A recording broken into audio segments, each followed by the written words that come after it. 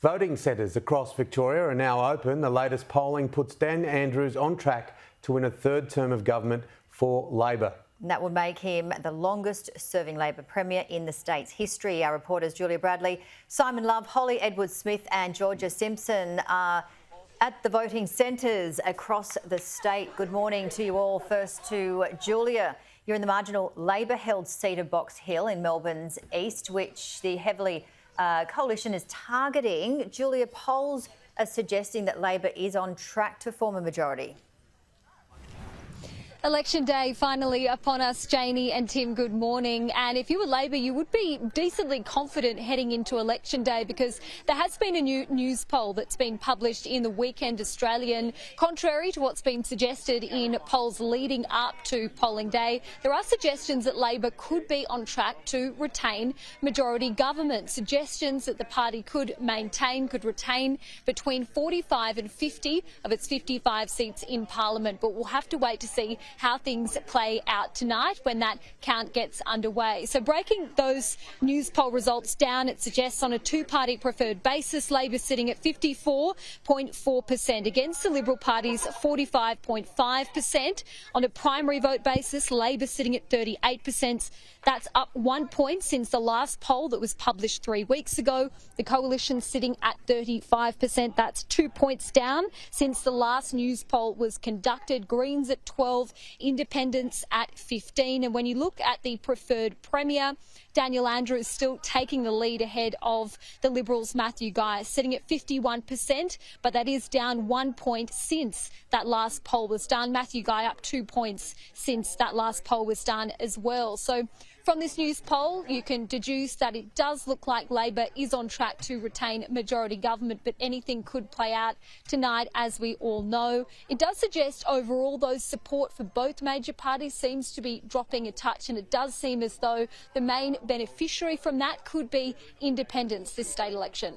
Yes, anything could happen indeed. You're in Box Hill and Labor won in 2018, Julia, but it's not traditionally a Labor-held seat. What are you expecting there?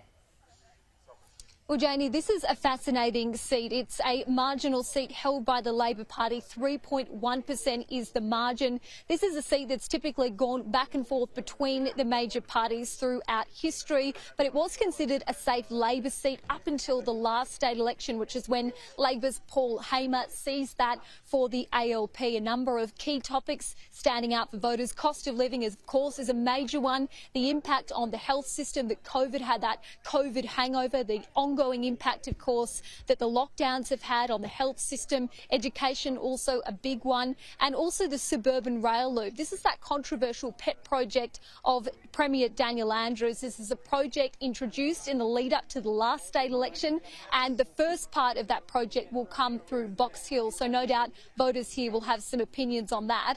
I'm joined now by the Liberals candidate for Box Hill, Nicole Werner. Hello, thanks for having me. Nicole, how are you feeling today? I'm feeling very positive, very nervous, excited, but it is great because we are seeing a real mood for change here in Box Hill. People are sick and tired of the corruption, sick and tired of seeing what Daniel Andrews is, up to his 6th IBAC investigation. People are wanting to see the health crisis fixed and for us to help with the cost of living. How do you think voters are feeling here in Box Hill? What are the issues that you think stand out for them? Yeah, look, we've been on pre-poll for the past 2 weeks, for some days as long as 12 hours, as you know, and it has been really, really positive towards us. People are talking about primarily the cost of living being explosive. The statewide debt that is $165.9 billion, which is more than New South Wales, South Australia, Tasmania combined, or any of the states really. So it's something that people are thinking about, the hip pocket issues as well as the healthcare crisis that we're in. So people are wanting to see change. People are voting for change. I'm seeing Labor voters come up to us every single day who say to us that they're lifetime Labor voters that will never vote Labor again because they're sick and tired of Daniel Andrews and his government. Are you nervous about that new poll suggesting Labor's position has improved? Well, I think that's not what I'm hearing on the ground in Box Hill. It's true to say that their voting intention is to get rid of Daniel Andrews. I met a lady yesterday, 41 years of age. She told me that she had never voted before, which that's her own thing anyway, never voted before, but she felt compelled to vote this election because she wanted to get rid of Andrews. And this seat of Box Hill, it overlaps with the federal electorate of Chisholm. We saw a big swing against the Liberal Party there back in May. Are you worried that could happen here too?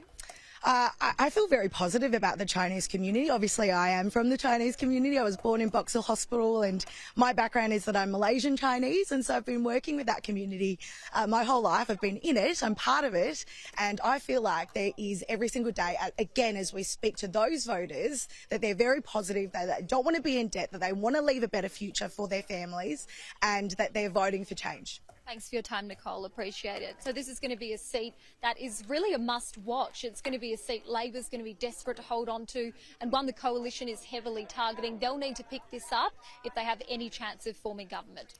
All right, plenty of crowds there. Thanks very much, Julia Bradley, live in Box Hill.